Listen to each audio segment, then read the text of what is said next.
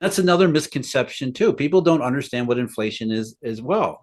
As Milton Friedman said a long time ago, 60 years ago, almost 60 years ago, real inflation is always and everywhere a monetary phenomenon.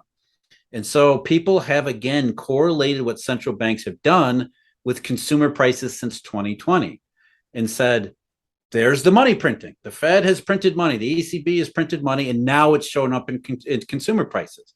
But they said the same thing more than a decade ago. In 2008 and 2009 in particular, when the Fed did its first QE, they said, oh my God, the money printing, it's going to lead the dollar to crash. It's going to lead consumer prices to explode. And those things never happened. So what changed in 2020? Was it the quote unquote money printing by the Fed? Or was it the supply and demand dynamics of the COVID pandemic responses? It was obviously the latter. And if it is a supply shock, the latter, that explains consumer price. That's not inflation. It's not going to turn into some secular inflationary bubble like the 1970s because the money has not been printed. And that's really the hardest intellectual leap to get people to make, because they're saying, what do you mean it hasn't been printed? I see the Fed's balance sheet. I see the ECB's balance sheet. There's trillions of bank reserves that didn't used to be there. And that gets into the broader discussion about what actually money is in the system. What is the monetary system that we actually use as a reserve currency system? And those things are nothing like what they teach you in the textbook. You also see charts like the M2 money supply, for example. That's one that's used a lot. And you see that spiking, yep. And that's the money that's in circulation. I mean, that's how I understand it. That's the money that's in circulation. So there's a lot more money out there. That's again, the misconceptions. M1, M2, M3, all of those are obsolete and outdated a long, long time ago. And the fact the Fed knows this. The Fed was talking about M1 and M2 being obsolete in the 1970s, 50 years ago, because M1 and M2 were obsolete in the 1970s. M2 is nothing more than a smaller subset of what we can define of a much larger monetary picture that spans the globe.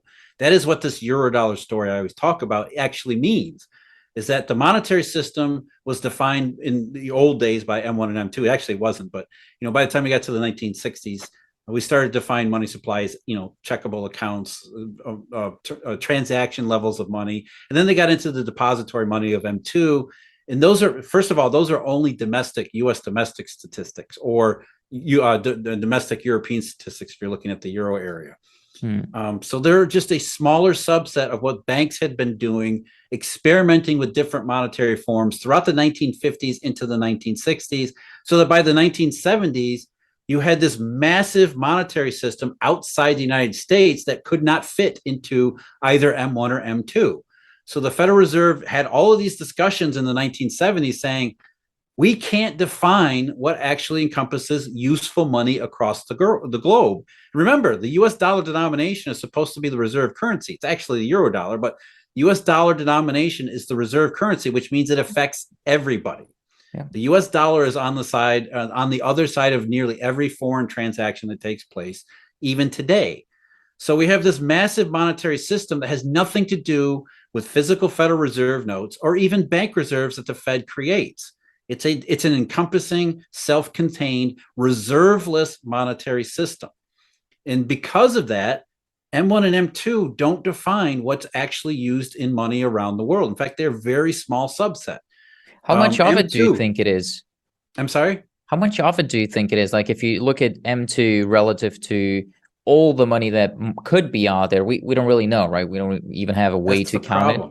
Exactly. That's the problem right there. We have no freaking idea, but we do know it's unbelievably huge. Is it? And then the other part of this too, Antonio, is that the lines between money and credit have blurred.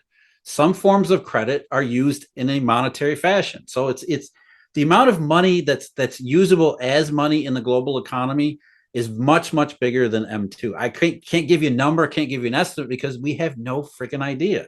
And I've been looking at this stuff for a quarter century. I wouldn't even venture a guess.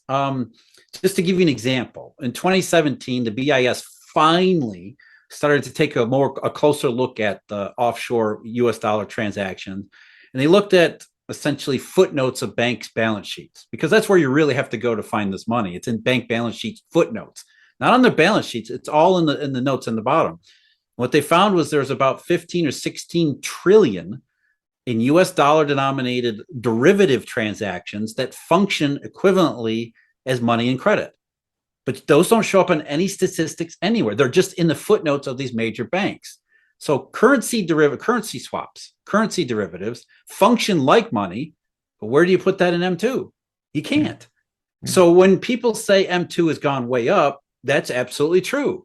But that's only a small, narrow part of what the overall monetary picture must be. And so it very well could be, as was the case in 2008. People forget that M2, it didn't spike in the same to the same degree it did in 2020, but M2 went way up. I think it was about 6 or 8% in September and October 2008. During the worst monetary crisis since the Great Depression, M2 went up. Why? Because banks that were doing stuff and all this shadow money that was being destroyed were forced into liquidity backstops and other things that showed up in the M2 statistics. So you have M2 going up because it's a small subset, while the shadow money you can't see was being destroyed. And the shadow money that you can't see being destroyed was the worst monetary panic since the Great Depression. So you see the Fed's balance sheet go way up, but yet you're like, well, how can the Fed be printing money if we're having a worldwide monetary panic? And the reason is because the Fed doesn't matter. The M2 is only a small slice of the overall whole. And the stuff that you can't see, that you know must be happening because we see this panic, we see markets getting crushed, we see banks getting crushed. We know there's a monetary disruption, even though we can't define it, we can't measure it, we can't really monitor it. We know it's happening because of what's going on in the world. And what's going on in the world, as I said before, is usually the exact opposite of what the Federal Reserve is doing. Mm-hmm. So when you see the Fed doing a lot of stuff, that usually means that's because the shadow money is being destroyed, that it's forcing the Fed into action. That's why you get these curious correlations. If we assume that M2 is one of the 10 slices of all the money that's out there, and you see that M2 has doubled over the last 2 years, then essentially what happened is that, you have one slice added to the 10, so that's only a 10% increase, which changes your whole perspective of thinking, oh, but we have, twice as much currency out there that has to be soaked up by some assets, and it gets soaked up by consumer prices and asset prices, and that's why you get CPI and API going up. But it's just not, it's not as much. Just simple transfers too. For example, when M2 went up in 2020, most of it was because they just redefined M1. So you have M1 money becoming M2. And it could be that you have some of the shadow money that's just being transferred into a more visible form, which is a domestic depository format. So you have banks that used to be settling everything in repo, which doesn't show up in any of the numbers. It used to be an M3. Part of it was an M3. So you have banks doing less settlement in repo, more settlement using checkable deposits. It looks like M2 is going up, but it's really shadow money is going down and being transferred into M2. So M2 is a very incomplete statistic, which is why you can't rely. Again, going back to the 1970s, the Fed said we can't rely on these numbers. And because of that, that's how we got into this paradigm to begin with.